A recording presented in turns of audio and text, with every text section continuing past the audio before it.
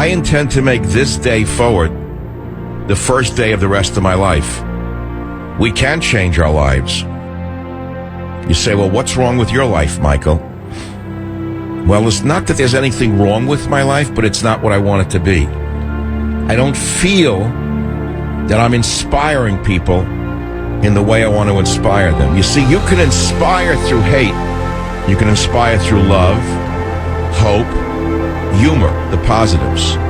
I look at the history of the world, and I look at the world today, and I realize that if we don't inspire each other through positive attributes, love, hope, and humor, we're going to descend into the barbarism of the left and the barbarism of ISIS.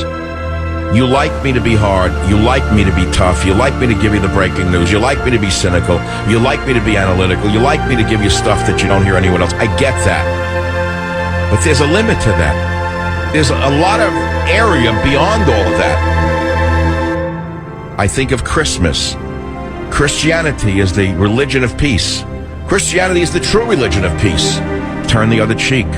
Do unto others as you would have them do unto you. These are messages that come from Christianity. What can you do in an age of deceit and lies and terror? You can go to church again. However unneeding you think you really are, you know in your heart that there's something missing in you. You know that you crave something greater. Because the human being is not a dog. We are unique creatures. And we need something different than the bear, the dog, the snake, and the eagle. What is that thing that we need? It's that thing called God.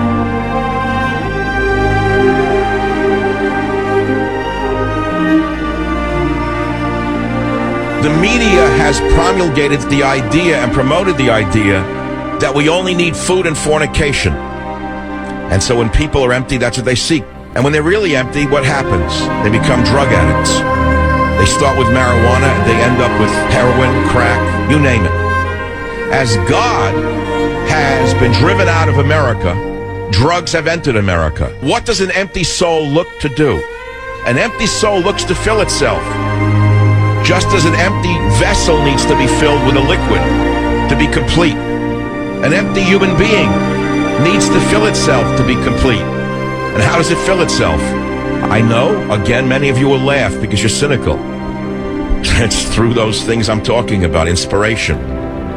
Do you think a musician can play one day without inspiration from somewhere? The greatest artists in the history of the world were not drug addicts. They were usually God addicts.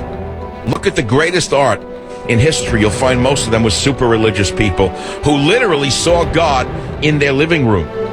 And then took the power of God and that was transmitted through the paintbrush or through that piece of marble.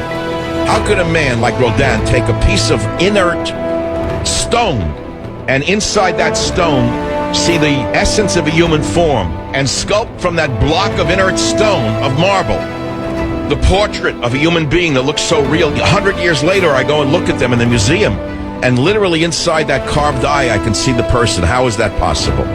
How? It's a different show than I've ever done in my 21 years, because each day to me, I must tell you, I see as my last day on earth.